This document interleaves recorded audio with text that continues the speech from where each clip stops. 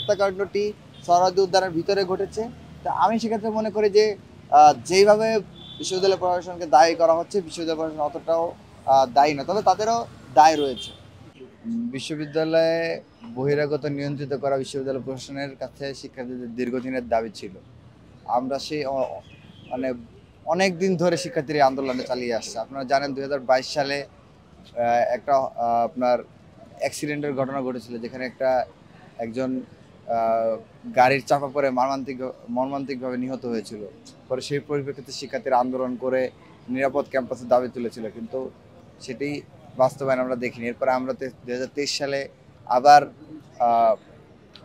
নিরাপদ ক্যাম্পাসের দাবিতে আন্দোলন করেছিলাম, যে ক্যাম্পাসটাকে যাতে নিরাপদ করা হয়, বহিরাগত সীমিত করা হয়। শিক্ষার্থীদের পঠন পাঠনের যে পরিবেশ, সেই পরিবেশের জন্য যেরকম পরিবেশ প্রয়োজন সেরকম যাতে একটা ক্যাম্পাস নির্মাণ করা যায়, সেজন্য আমরা চেষ্টা করেছি। কিন্তু ওই সময় প্রশাসন কোনো কর্ণপাত করে না। কিন্তু 5 আগস্টের পরবর্তী সময়ে যে প্রশাসনটা অভ্যুত্থানের উপর দাঁড়িয়ে যে প্রশাসনটা এসেছে, তারা অনেক চেষ্টা করেছে। আপনারা দেখেছেন আপনার ডিসেম্বর জানুয়ারি পর্যন্ত ক্যাম্পাস কিন্তু অনেকটাই রেস্ট্রিক্টেড ছিল। ক্যাম্পাসের ভিতরে এরকম যত্রতত্র যানবাহনের চলাচল, এই ধরনের বিষয়গুলো ছিল না। রিক্সার পরিমাণ অনেক কমে এসেছিল, বহিরাগত চলাচলের পরিমাণ অনেক কমে এসেছিল।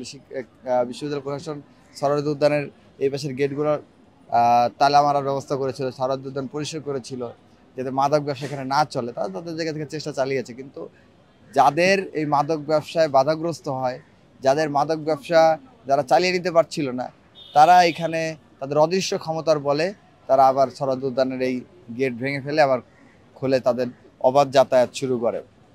এবং বিভিন্ন ধরনের যাদের এই ধরনের অসুবিধা আছে, এরকম বিভিন্ন কালচারালি এবং আপনার যারা শিক্ষার্থীদের এই ভালো পরিস্থিতিটাকে যারা মেনে নিতে পারছিল না, তারা প্রশাসনকে প্রেশার ক্রিয়েট করে যে ক্যাম্পাস যাতে আবার শিথিল করে দেওয়া হয়। তখন ক্যাম্পাস ফেব্রুয়ারি মাসে বইমেলা উপলক্ষে আপনার শিথিল করে দেওয়া হয়। বহিরাগত তখন আর এই ধরনের এতটা চেক আপ ছিল না, কঠোরতা ছিল না। তখন বহিরাগতরা আবার হুমড়ি খেয়ে পড়তে থাকে। এবং এরপরে আর বিভিন্ন মহলের প্রেশারে প্রশাসন আর এই বিষয়ে পদক্ষেপ গ্রহণ করতে পারে নাই।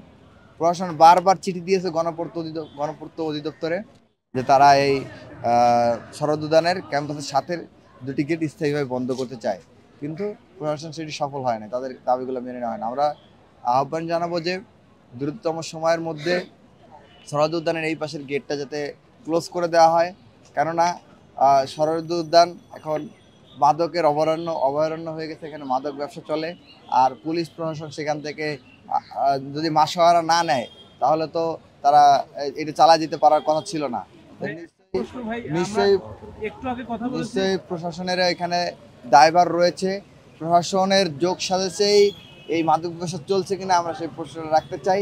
আর আপনারা যে প্রশ্নটি করেছেন বিশ্ববিদ্যালয় প্রশাসনের এখানে গাফিলতি আছে কিনা, বিশ্ববিদ্যালয় প্রশাসনের অবশ্যই গাফিলতি আছে, কারণ গুটি কয়েক বাম এবং গুটি কয়েক বামপন্থী শিক্ষক এবং সামান্য